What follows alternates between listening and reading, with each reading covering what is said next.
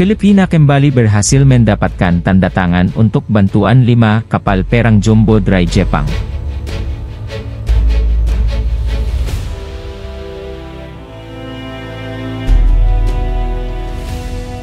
Maritime Safety Capability Improvement Phase 3 Acquisition Project ng Philippine Coast Guard.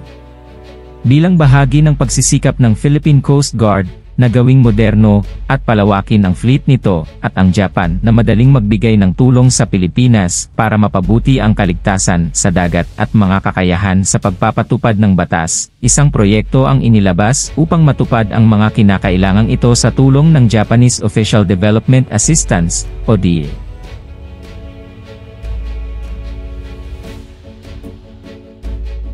Gagamitin ang mga barko upang tumugon sa mga insidente sa dagat at karagatan tulad ng Search and Rescue, SAR, Maritime Law Enforcement, MARLEN, Maritime Security, MARSEC, Operations.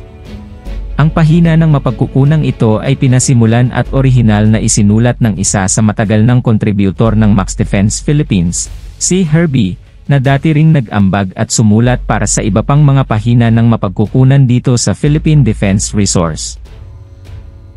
Nagpapasalamat kami kay Herbie sa pagbabahagi at pagpayag na maipost ang kanyang gawa sa pahinang ito. Batay sa 2020 acquisition plan ng Philippine Coast Guard, layunin ng serbisyo na magkaroon ng hindi bababa sa 10 Ocean Patrol Multi-Role Response Vessels, MRVS, at 30 Offshore Patrol Vessels, OPVs. Isa sa mga proyekto para makamit ang planong iyon ay ang Phase I ng Maritime Safety Capability Improvement Project para sa PCG, MSIP Phase II, na naglalayong magbigay ng karagdagang malalaking barko sa serbisyo. Sa paglipas ng mga taon, sinabi ng PCG ang mga plano sa pagkuha nito sa iba't ibang forum. Noong Mayo 2022, sinabi noon ni PCG Commandant Admiral Artemio Abu na mainam na magkaroon ng 77-meter MRV para sa bawat isa sa 15 Coast Guard District ng PCG. Noong Hunyo 2022, ipinarating ni CG Vice Admiral Eduardo Fabricante ang posibilidad na makakuha ng karagdagang mga unit ng 77-meter MRV sa pagbisita sa PCG ng mga opisyal mula sa Mitsubishi Heavy Industries.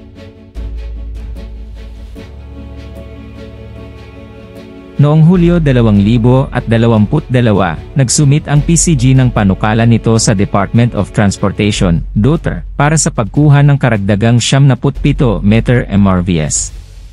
Sa isang pagbisita din noong Enero 2023 ng mga opisyal mula sa Japan International Cooperation Agency, JICA, at ng Japanese Embassy sa Pilipinas, sa PCG Headquarters sa Manila, tinalakay noon ni PCG Commandant Admiral Artemio Abu ang panukalang pagkuha ng karagdagang 77-meter MRV kasama ng iba pang mga proyekto na binalak sa tulong ng Hapon.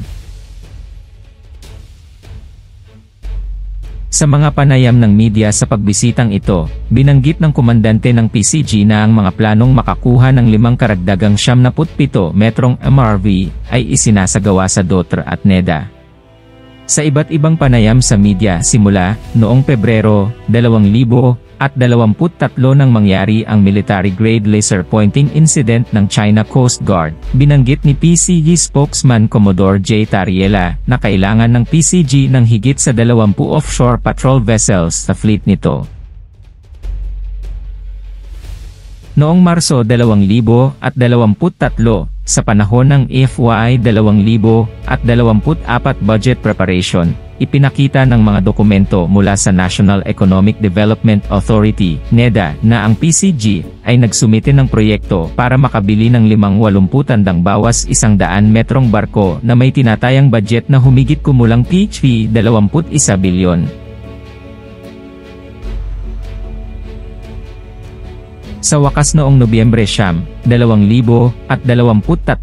inaprubahan ng NEDA Board ang PAP 20.3 bilyong Maritime Safety Capability Improvement Project para sa PCG, Phase 3, nakasangkot sa disenyo, pagtatayo, at paghahatid ng 5 unit ng MRV. Bawat isa ay may haba na 77 metro, at may 5 taong pinagsama-samang suporta sa logistic, Ayon sa JICA, tinatayang humigit kumulang JPY 18 bilyon, PHP 7 bilyon, sa loob ng 5 taon ang kakailanganin para sa mga gastos sa O&M para sa mga barko.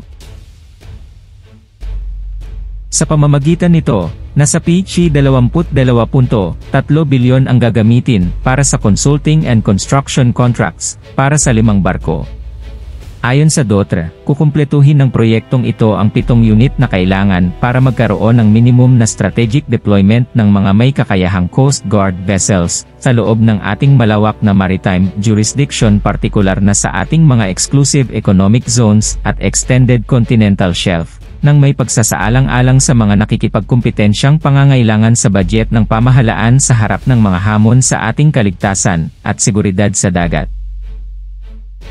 Kabuuang 380 tauhan ang kakailanganin para sa 5 barko na mabibili sa ilalim ng proyektong ito. Bilang bahagi ng lessons learned ng iba pang Japanese ODA projects, mahalaga para sa proyektong ito na makakuha ng mga tauhan na may pagsasanay upang matiyak ang ligtas na operasyon ng mga barko. At sa patuloy na pagkakaroon ng preventive maintenance policy, kasalukuyang ipinapatupad sa MSIP Phase 1 at Phase 2 projects, ang mga barko ay naglalayong magkaroon ng operational life na 30 taon.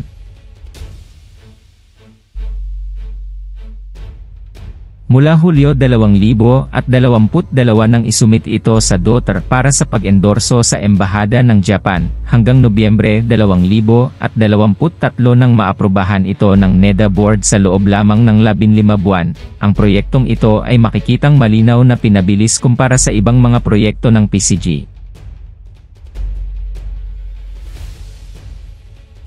Ito ay maaaring maging isang pangunahing halimbawa kung paano maaaring bigyang prioridad ang isang proyekto kahit na nagtatrabaho sa isang dayuhang kasosyo tulad ng JICA.